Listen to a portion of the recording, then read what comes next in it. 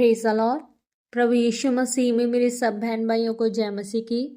आप सबका स्वागत है जीवित परमेश्वर की जीवित हजूरी में, जिसमें आने के बाद आपका जीवन एक समान कभी नहीं रहता और आप परमेश्वर की उत्तम आशीषों को अपने जीवन में ग्रहण करते हैं।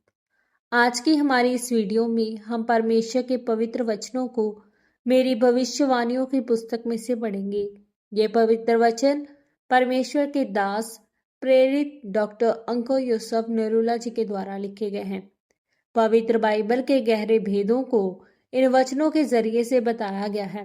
पवित्र आत्मा की अगुवाई के द्वारा लिखे गए इन वचनों को जब आप सुनेंगे तो हमारा ये विश्वास है कि आप अपनी गवाही की ओर, अपने छुटकारे की ओर बढ़ेंगे और परमेश्वर से अपनी आशीषों को ग्रहण करेंगे। तो पूरे विश्वास के साथ इन पवित्र वचनों को पूरा सुने। आज का पवित्र वचन, अपने जीवन में श्राप नहीं आशीर्वाद को चुने। जैसा कि हम परमेश्वर के पवित्र वचन पहला कुरिन्थियों 10 अध्याय उसके 16 वचन में पढ़ते हैं तो लिखा है, वह धन्यवाद का कटोरा जिस पर हम धन्यवाद करते हैं, क्या मसीह के लहू की सहभागिता नहीं? वह रोटी जिसे हम तोड़ते हैं, क्या वह मसीह की देह की सहभागिता नहीं? मेरे प्रियो, पवित्र बाइबल के अनुसार आशीषित शब्द इब्रानी भाषा में बराक को बोला गया है। ये शब्द आशीर्वाद के लिए और श्राप के लिए इस्तेमाल किया जाता है। पवित्र बाइबल बताती है, पहला कुरिन्थियों 10 अध्याय उसके 16 वचन में, वह धन्यवाद का कटोरा जिस पर हम धन्यवाद करते हैं, क्या मसीह के लहू की सहभागिता नहीं? प्रियो, अगर कोई बिजली को सही तरह से इस्तेमाल करना जानता हो तो वह रोशनी भी ले सकता है और एक अज्ञानी इंसान इससे मर भी सकता है। आप अपनी गाड़ी से अपनी मंजिल पर समय पर पहुंच सकते हैं, पर लापरवाही के कारण आप अपनी हानि भी उठा सकते हैं।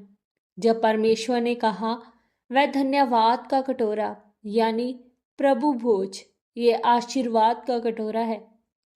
प्रियो, वह बात याद रखें कि परमेश्वर ने 12 शब्द क्यों इस्तेमाल किया जब उसने आशीषित होने का बोला, क्योंकि अगर ये आशीष का कटोरा है तो ये श्राप का कटोरा भी हो सकता है।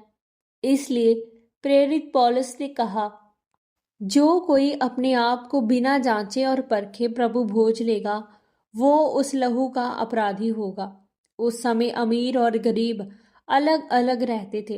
कलीसिया में गरीब और अमीर लोग अपने अपने घर से खाना लाते थे और प्रभु भोज में शामिल होते थे, और बाद में जब खाना खाया जाता था तो अमीर लोग अलग होते थे ताकि हमें अपने खाने में से गरीबों को खाना देना न पड़े और उनको खाना न पड़े।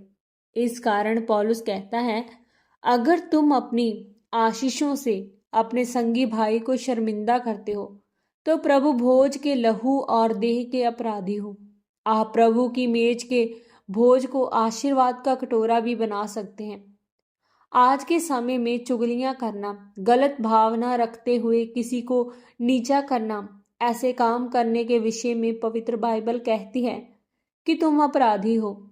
आज कलीसिया के बहुत से जन बीमार अपराधी हैं और बहुत से सो भी गए क्योंकि उन्होंने प्रभु की देह को नहीं पहचाना। अगर एक चीज आपके लिए आशीष है तो वह श्राप भी बन सकती है अगर आप उसे गलत रीति से इस्तेमाल करते हैं। अलीशा का एलिया के नीचे सेवा करना आशीर्वाद का कटोरा ठहरा, लेकिन गेहजी का अलीशा के नीचे सेवा करना श्रापित ठहरा, क्योंकि गेहजी ने अभिषेक को संभाल कर नहीं रखा। उसने अभिषेक को बेचना चाहा था, वो अभिषेक जो परमेश्वर देता है, और लोग जब अशुद्ध हो जाते हैं तो वो अभिषेक उनके लिए श्राप बन जाता है, क्योंकि जो चीज आशीष है वो श्राप भी बन सकती है। इसलिए मेरे प्रियो, बैर भाव को दूर करके, एक दूसरे को नीचा दिखाना छोड़कर, अपने गुप्त पापों से तौबा करके, प्रभु की देह को पहचान कर प्रभु के मेज में सहभागिता हो, ताकि परमेश्वर आपको आशीषित करे और ऊंचा करे। आमीन। प्रार्थना। सर्वशक्तिमान परमेश्वर, मैं आपका इस वचन के लिए धन्यवाद करती हूँ। परमेश्वर, मैं ये प्रार्थना करती हूँ, परमेश्वर, मैं अपने जीवन से हर प्रकार की बुरी भावनाएं, भाइयों के प्रति बैर भाव को दूर करती हूँ और अपने गुप्त पापों से तौबा करती हूँ। आप मुझे अनुग्रह दें। प्रभु यीशु मसीह के पवित्र और सामर्थ्य नाम में हम मांगते हैं। आमीन, आमीन और आमीन। आज के इन पवित्र वचनों के पढ़े और सुने जाने के द्वारा और इन पर मनन करने के द्वारा परमेश्वर आप सबको बहुतायत से आशीषित करे। सबको जय मसीह की। God bless you all.